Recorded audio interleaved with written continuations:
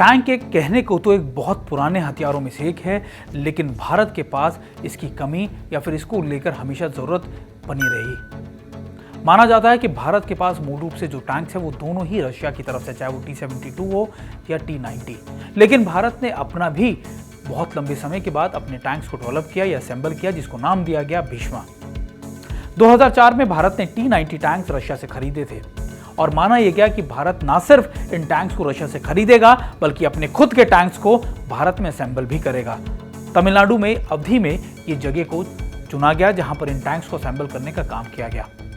Bheeshma tank को लगातार इस हिसाब से बनाया गया कि वो भारत की जरूरतों को पूरा कर सके और आज भारत के पास करीबन 2020 तक 1650 भीष्म टैंक आ चुके हैं और पहली खेप भीष्म टैंक की 2009 में भारत के पास आई थी, जब 10 टैंक्स को तैयार करके भारत में असेंबल करके रखा गया था। इन टैंक्स की सबसे बड़ी खासियत यह है कि वैसे तो T-90 टैंक्स के साथ ही ये टैंक्स बिल्कुल सिमिलर है, लेकिन इसमें कई भारत की स्पेसिफिकेशंस के दौरान या जरूरतों के हिसाब से उसमें चेंजेस किए गए, जिसमें रिमोट कंट्रोल से एंटी एयरक्राफ्ट मिसाइल्स गन्स लगाई गई जो रिमोट से भी चल सकती हैं, मैनुअली भी चल सकती है। इसके अलावा जो प्रोटेक्शन सिस्टम्स हैं वो भारत के अपने इंडिजीनियस लगाए गए और ये भी कहा गया कि इसमें कई मूलभूत चेंजेस किए गए ताकि भारत इन टैंक्स का इस्तेमाल अलग अलग लोकेशंस पे कर सके। माना जाता है कि कई लोग ये भी कहते हैं कि टैंक्स का जो ज़माना है वो बहुत जल्दी से बदलता जा रहा है, क्योंकि मॉडर्न वॉरफेयर में टैंक्स का इस्तेमाल, इन भारी हथियारों का इस्तेमाल नहीं होगा। लेकिन हाल ही में भारत और चीन के स्टैंड ऑफ के दौरान भी टैंक्स का इस्तेमाल बहुत तेजी से हुआ।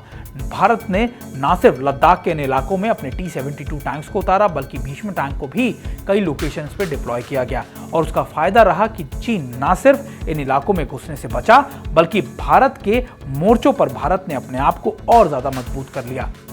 वैसे तो भीष्म टैंक को आने वाले वक्त में और तेजी से बढ़ाया जाएगा, लेकिन अभी भारत की कैपेसिटी करीबन 1650 भीष्म टैंक की है। इसके अलावा 2000 के करीब ऐसे और भी टैंक्स हैं जो T-90 के टैंक्स हैं जो भारत ने रशिया से अलग अलग इलाकों से, अलग अलग जगहों से खरीदे हैं। देखना यह होगा कि भारत अपनी क्षमताओं को किस तरीके से और बढ़ाएगा। कहते हैं किसी भी विपरीत परिस्थिति में या फिर आपदा में दो चीजें बहुत महत्वपूर्ण होती है, पहली सुरक्षा और दूसरी होती है उपचार।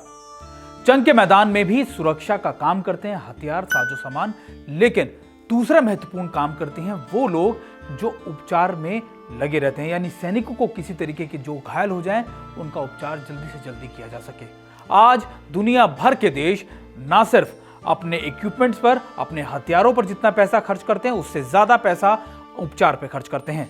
अगर अमेरिका की बात की जाए तो खुद अमेरिका दुनिया की यानी कई बड़े देशों का जितना GDP है उतना पैसा सिर्फ और सिर्फ अपने जवानों के उपचार पर खर्च करता है और माना जाता है कि ये मेडिकल जो लायबिलिटीज हैं या फिर ये उपचार बहुत महत्वपूर्ण है, क्योंकि ये आपके जवानों को एक आत्मविश्वास देता है कि उनको कुछ हो जाने पर उनका देश, उनकी सेना उनका उपचार करेगी, उनकी देखभाल करेगी।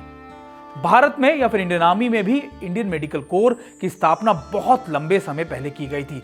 माना जाता है कि इसका इतिहास 250 साल से भी पुराना है। माना जाता है कि 1764 के आसपास करीबन जो बंगाल के मेडिकल कोर था उसको कन्वर्ट किया गया था, लेकिन उससे पहले ईस्ट इंडिया कंपनी के दौरान 1612 के अंदर माना जाता है कि पहले सर्जन जो थे वो जनरल जो वुडलॉ थे, वो पहले एक आर्मी के ऑफिसर थे जिन्होंने सर्जन की पोस्ट संभाली और इस चीज को आगे बढ़ाया। वक्त बदला और आजादी के बाद भारत के अंदर पहली बार जो मेडिकल कोर बना, इंडियन आर्मी मेडिकल कोर, वो 1950 में बना। उसके बाद लगातार इंडियन आर्मी मेडिकल कोर को बहुत तेजी से बढ़ाया गया, अपने बेस हॉस्पिटल्स बनाए गए, इनकी इंस्टॉलेशंस बनाई गई और लगातार ऐसे लोगों को प्रोत्साहित किया गया, ऐसे डॉक्टर्स को सिविल एरियाज में जो इंडियन आर्मी को ज्वाइन कर सकें। और उसकी शुरुआत ना सिर्फ पुरुषों के साथ बल्कि महिलाओं के साथ भी की गई, यानी लगातार ना सिर्फ नर्सिंग स्टाफ में बल्कि मेडिकल्स में या फिर मेडिकल ऑफिसर्स के तौर पर भी ऑफिसर मेन और वुमेन दोनों आए, इसको बहुत तेजी से बढ़ाया गया। आज के समय में करीबन 13,000 से ज्यादा इंडियन मेडिकल कोर के अंदर ऑफिसर्स हैं या फिर आप कह सकते हैं नर्सेज हैं या फिर डेंटिस्ट हैं। इसके अलावा कई और भी जो दूसरे मेडिकल स्टाफ्स हैं वो भी इसी तरीके के हैं। इंपॉर्टेंट ये है कि लगातार इसकी जरूरत क्यों पड़ती है।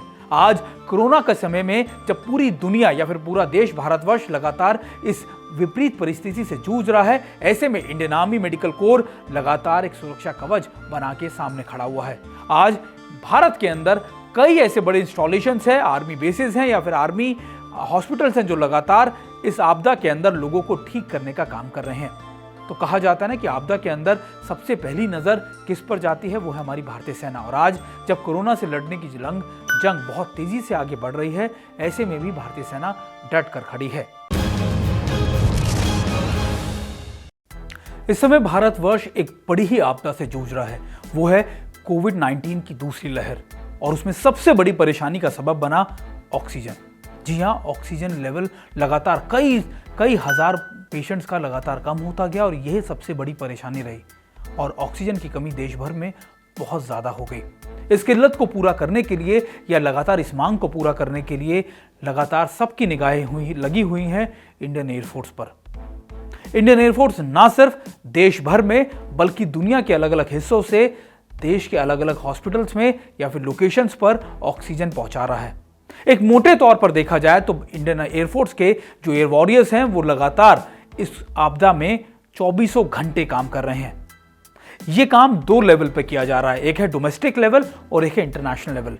करीबन 1000 घंटे से ज्यादा फ्लाइंग ऑपरेशंस कर डोमेस्टिक के करीबन यानी डोमेस्टिक ऑपरेशंस को अंजाम दिया इंडियन एयरफोर्स ने, जिसमें करीबन 22 जगहों में, जिसमें भोपाल, जामनगर, यहां तक कि सूरत, जोधपुर, ऐसे कई ऐसे लोकेशंस हैं जहां पर लगातार इंडियन एयरफोर्स ऐसे कंटेनर्स को, ऑक्सीजन कंटेनर्स को पहुंचा रही है। ये कहानी इसलिए भी इंपॉर्टेंट है, ये जानना इसलिए भी इंपॉर्टेंट है क्योंकि लगातार 700 से ज्यादा कंटेनर्स को इन इलाकों में डोमेस्टिकली पहुंचाया जा चुका है। वहीं अगर इंटरनेशनल ऑपरेशंस की बात की जाए तो करीबन 500-550 घंटे से ज्यादा इंडियन एयरफोर्स ने अपने ऑपरेशंस को अंजाम दिया है, जिसमें 95 कंट्री से ज्यादा यानी 95 देशों से ज्यादा अभी तक इंडियन एयरफोर्स लगातार ऑपरेट कर चुकी है। और ये सारे कंटेनर्स को, टैंकर्स को, या फिर आप कह सकते हैं कि इस ऑक्सीजन के बड़े कंटेनर्स को लगातार अलग अलग लोकेशन पे पहुंचाया जा रहा है और युद्ध स्तर पर यह काम किया जा रहा है।